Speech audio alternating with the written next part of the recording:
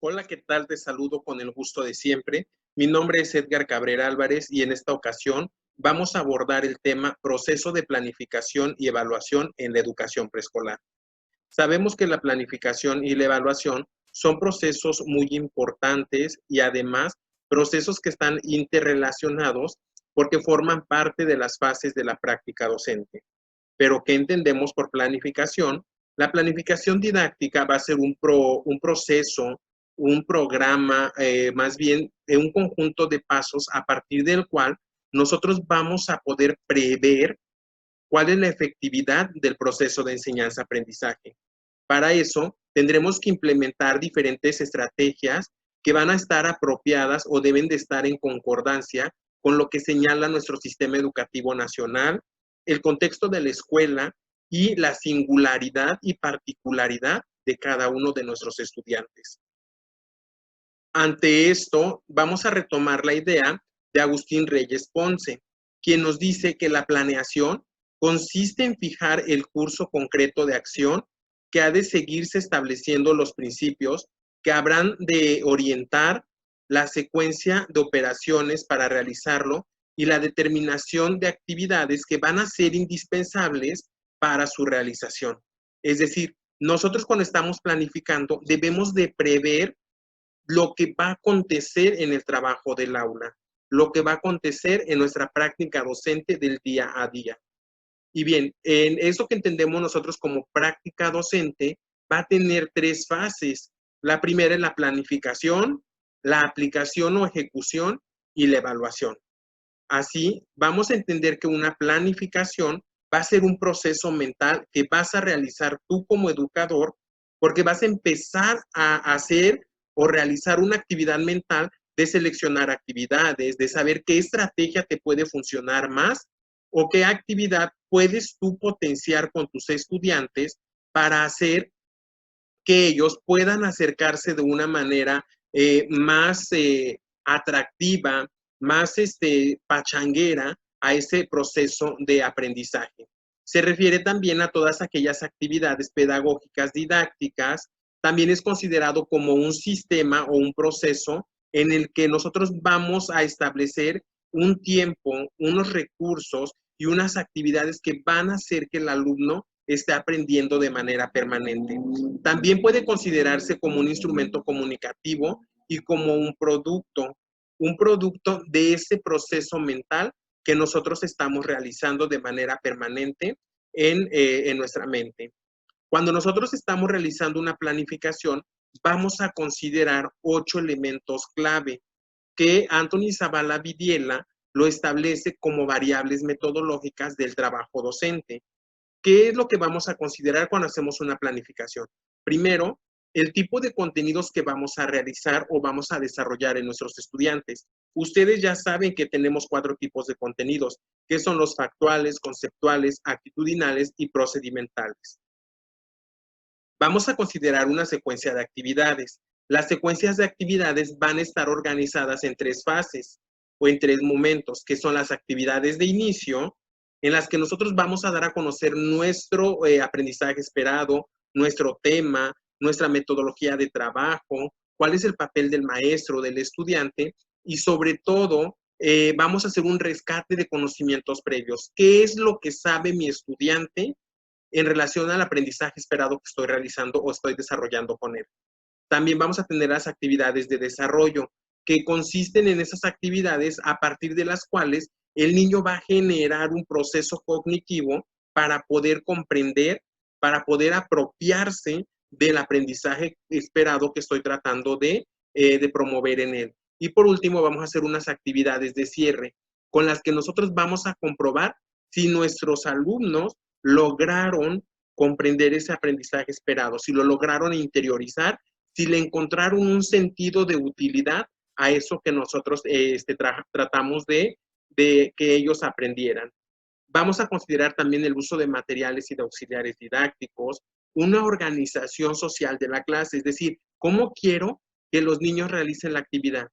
En colectivo, en equipos, en trinas, de manera individual, a eso hace referencia la organización social de la clase. También vamos a considerar unos espacios y un tiempo escolar. cuánto tiempo vamos a destinar a cada una de las tareas, a cada una de las actividades que realizan en el aula.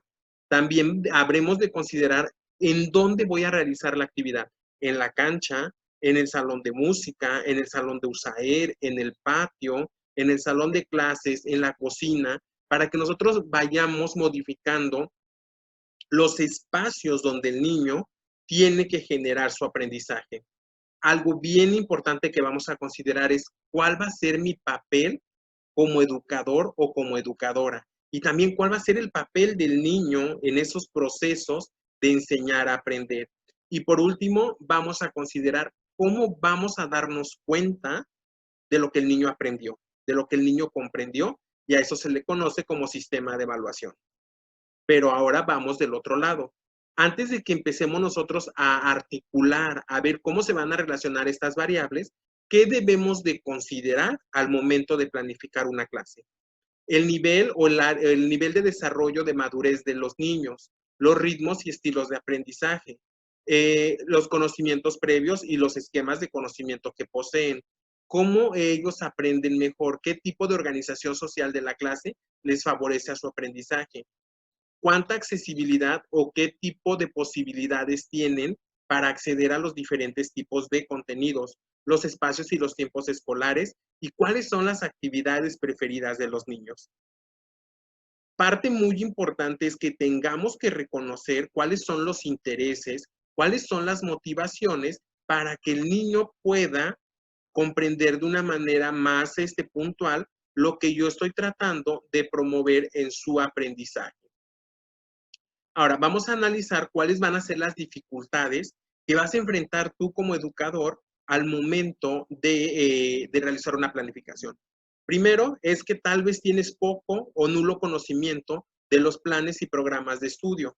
Es decir, que si conoces el modelo educativo 2016 o aprendizajes clave 2017 para la educación básica. El poco o deficiente manejo de estrategias y técnicas de enseñanza-aprendizaje, poco dominio de los métodos globalizados, que son los principales métodos que utilizamos en preescolar, que son los centros de interés, los proyectos, rincones de trabajo, a partir de los cuales vamos a favorecer el desarrollo de competencias. Otra dificultad a la que probablemente te vas a enfrentar es a la de poder articular diferentes campos formativos con diferentes aprendizajes esperados. ¿Para qué? Para favorecer a lo que se conoce como transversalidad. También otra dificultad que puedes enfrentar es el hecho de todavía no contar con muchas competencias profesionales que te permitan desarrollar tu función como docente en preescolar. Dificultad para evaluar competencias, falta de compromiso y disposición para trabajar las diferentes innovaciones curriculares, las diferentes aportaciones que te brindan las reformas educativas. No contar con habilidades, valores, actitudes y capacidades para la formación humana de los estudiantes. Y sobre todo, algo bien importante es que tal vez se te dificulte cómo configurar esos ambientes de aprendizaje que señalan los programas de estudio para preescolar.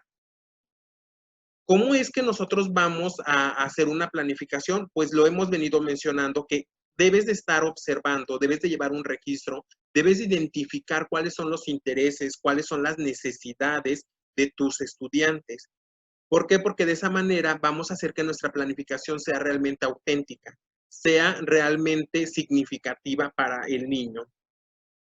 ¿Cuáles van a ser las finalidades o los objetivos de la planificación en preescolar? Primero es que podamos optimizar el desarrollo de las actividades. Favorece la organización mental. ¿Por qué? Porque tú estás haciendo un ejercicio mental donde estás articulando todas las variables y estás decidiendo qué es lo que realmente va a favorecer el aprendizaje del niño. Permite la búsqueda y se concretan los niveles de concreción curricular. Cuando yo te hablo de niveles de concreción curricular es que tú vayas adaptando ese programa de estudios que manejamos a las necesidades y a los intereses de tus estudiantes. A eso se le llama nivel de concreción curricular. Y todavía un nivel muy simple, muy individual, muy concreto de este nivel de concreción curricular es cuando tú tienes un alumno con discapacidad, con problema de conducta, un problema sociofamiliar. También pueden ser los alumnos que tienen aptitudes sobresalientes, que ellos requieren adecuaciones curriculares, que es el nivel más bajo de la concreción curricular. Te manejo y te expreso que el nivel más alto de la concreción curricular es el programa de estudios. Y el nivel más bajo son las adecuaciones curriculares que tú haces para ese niño especial, para ese niño que está enfrentando barreras para el aprendizaje y la participación. Otra de las finalidades que tiene la planificación es que activa los procesos cognitivos de quien la elabora y a quien se dirige. Y sobre todo permite reorientar y repensar el trabajo que se realiza en el aula. La planificación docente es indispensable para desarrollar un trabajo docente eficaz. ¿Por qué? Porque permite que la educadora identifique qué es lo que quiere lograr y hacia dónde quiere llegar con los niños y cómo lo va a lograr. Es decir, tiene claro un objetivo, una actividad y también tiene claro qué estrategias va a utilizar para poder alcanzar ese objetivo. Parte muy importante en esta precisión de objetivos, de propósitos, son los aprendizajes esperados y las competencias que se establecen en los programas de estudio. La planificación es un conjunto de supuestos que la educadora establece como pertinentes y viables para que sus estudiantes puedan avanzar en el proceso de enseñanza-aprendizaje. Considera que puede haber una apertura o una reapertura a la orientación didáctica y también a los ajustes que ellos pueden realizar en relación a lo que nosotros entendemos como aprendizaje esperado.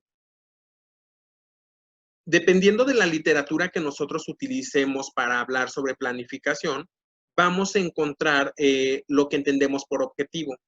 Nosotros, para cuestiones de la planificación en México, sabemos que el concepto de objetivo solamente se utiliza en planeación educativa.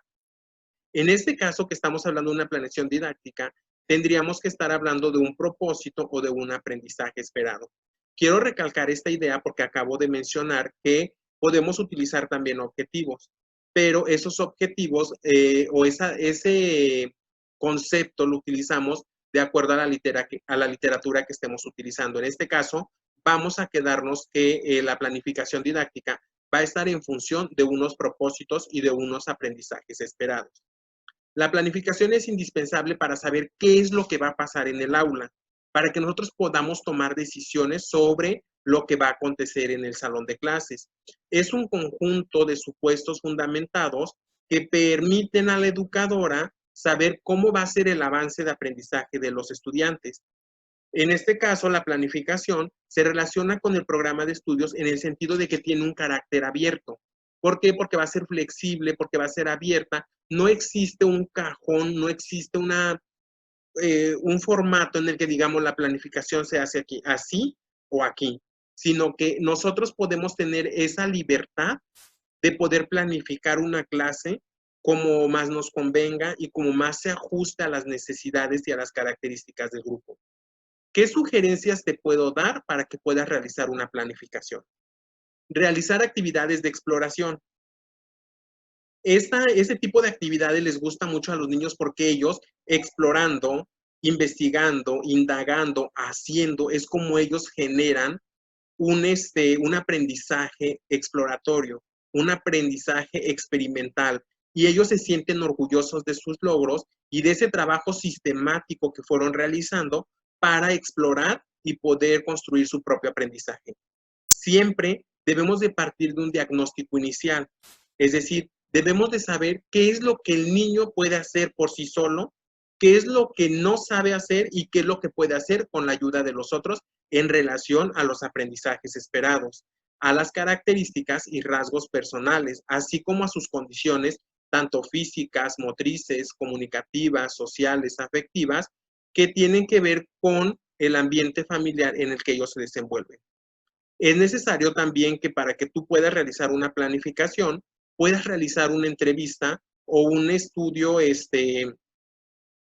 sociofamiliar que te arroje información sobre las diferentes áreas del desarrollo, integrar un expediente personal y sobre todo lo que maneja la Secretaría de Educación Básica es que las primeras 2 o 3 semanas de arranque de ciclo escolar desarrolles actividades a partir de las cuales puedas tú indagar, puedas tú conocer a tus estudiantes y logres familiarizarte con ellos, con las personas, con los espacios, con los materiales y con el tipo de actividades o intereses que tienen sobre ciertas actividades.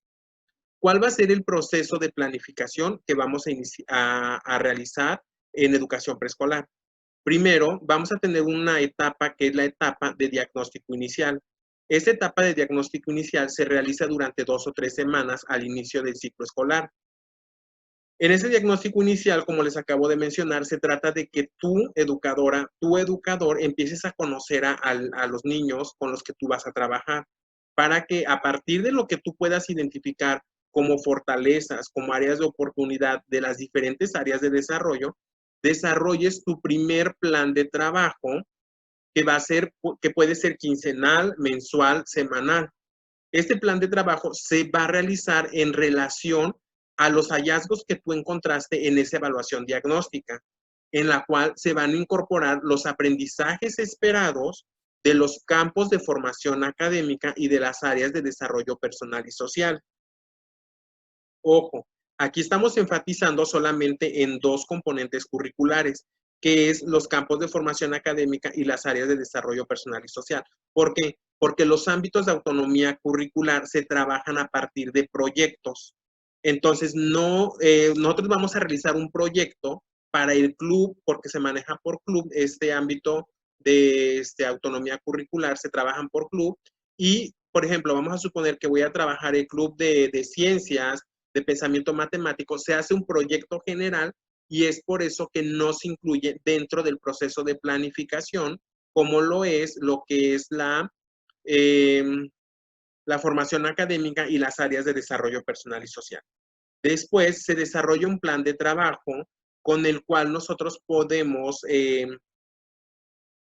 nosotros valorar si las actividades que estamos realizando son eficaces o son eficientes para lo que yo estoy planteando como aprendizaje con mis estudiantes. Después tengo que hacer una valoración sobre esos aprendizajes esperados, sobre el desempeño que tuvieron los niños, sobre el avance que tuvieron en relación a los aprendizajes esperados y para eso necesitamos tener un registro permanente. A esta parte de la valoración la vamos nosotros a interpretar como parte del proceso de evaluación. ¿Por qué? Porque vamos a identificar cómo es que el niño está aprendiendo, cómo es que está accediendo a los contenidos de aprendizaje, en este caso, a los aprendizajes esperados. Y por último, cuando nosotros hicimos la valoración de este primer plan de trabajo, pasamos a un nuevo plan de trabajo y se repite este proceso que es un proceso cíclico. Entonces, solamente puntualizar que nosotros vamos a decidir si nuestra planificación puede ser mensual, quincenal o semanal. ¿Qué sugerencias están consideradas dentro del programa de educación preescolar para que tú puedas hacer una planificación eficaz y que responda a las necesidades de los menores? Primero es que debes de conocer los resultados de la evaluación diagnóstica, la estructura curricular de tu programa de estudios, es decir, saber cuáles son los 3 componentes que integran al programa de estudios y qué aprendizajes esperados corresponden a cada campo formativo. También deberás incorporar o podrás tener la posibilidad de relacionar diferentes aprendizajes esperados y diferentes campos formativos. Debes de elegir y diseñar situaciones didácticas acordes a las condiciones que presentan los niños. Es decir, cómo aprenden, cuáles son sus intereses, cómo es la manera en que ellos relacionan sus conocimientos previos con el nuevo material de aprendizaje, cuáles son las orientaciones pedagógicas que se brindan en el enfoque pedagógico de cada uno de los campos formativos. Debes de prever las formas de intervención y los materiales congruentes con los aprendizajes esperados. También debes de calcular el tiempo que vas a otorgarle a cada niño para que pueda realizar la actividad. ¿Cuál va a ser tu papel como educador? ¿Cuál va a ser el papel del niño? ¿En qué momento van a implementar diferentes materiales o actividades, qué espacios escolares vas a utilizar y también cómo vas a evaluar. Cómo vamos a evaluar es una parte muy importante en el proceso de aprendizaje del menor. Ahora, nos vamos a analizar cómo va a ser esa jornada de trabajo en la clase, cómo va a ser esa jornada de trabajo en el jardín de niños. Primero, debemos de hacer una distribución de las actividades, que son a decisión y consideración de la educadora. Debemos de organizar el trabajo porque ello es fundamental para que el niño desarrolle sus capacidades en cuanto a las diferentes áreas de desarrollo. No olvidemos que el trabajo que nosotros realicemos en la educación preescolar siempre debe de estar priorizando y siempre debe de estar enfocada al desarrollo de aprendizajes en el menor. Se requiere que constantemente estemos haciendo reflexiones sobre el trabajo que realizan los niños en el salón de clases. Es decir, debemos de estar atentos a lo que el niño realiza, a lo que hace y deja de hacer. ¿Por qué? Porque nosotros debemos de ejercer y debemos de realizar una retroalimentación permanente para que aquel niño que no esté alcanzando el aprendizaje esperado reciba las ayudas necesarias por parte de la educadora y pueda avanzar hacia el logro de ese aprendizaje esperado. Al término de la jornada escolar, será necesario que tú registres mediante notas breves los resultados de tu experiencia y sobre la reflexión de lo que los niños hicieron en clase. Bien, ahora pasamos a la parte de la evaluación. Entre la planificación y la evaluación tenemos la aplicación, que la aplicación es la puesta en marcha ya de las actividades que nosotros planificamos. Después de que nosotros pusimos a prueba, implicamos y aplicamos esas estrategias de aprendizaje, ahora viene la parte de la evaluación. La evaluación consiste en que nosotros recabemos información necesaria para tomar decisiones en base a las actividades que tiene que realizar el niño. También a los cambios o a los ajustes que yo debo de hacer como educadora, como educador, sobre mi práctica docente. ¿Cuáles van a ser las etapas de la evaluación? Primero va a tener una etapa que es la etapa de inicio. Esta etapa de inicio consiste en que tengamos nosotros que evaluar cuáles son los conocimientos previos que presenta el niño. Es decir, que sepamos nosotros cómo llega el niño, qué sabe desde el primer día que se presenta al jardín de niños, cuando inicia un proyecto, cuando inicia un taller, cuando empieza a trabajar en un rincón de trabajo. Siempre debemos de evaluar los conocimientos previos. Se debe de realizar antes de iniciar la acción formal de la enseñanza. Y sobre todo, debemos nosotros de diversificar las actividades para que nosotros podamos reconocer cuáles son esos conocimientos previos con los que llega el niño a mi clase. También otra de las etapas más importantes o muy importantes es la etapa del proceso. Esta etapa de proceso de evaluación es permanente.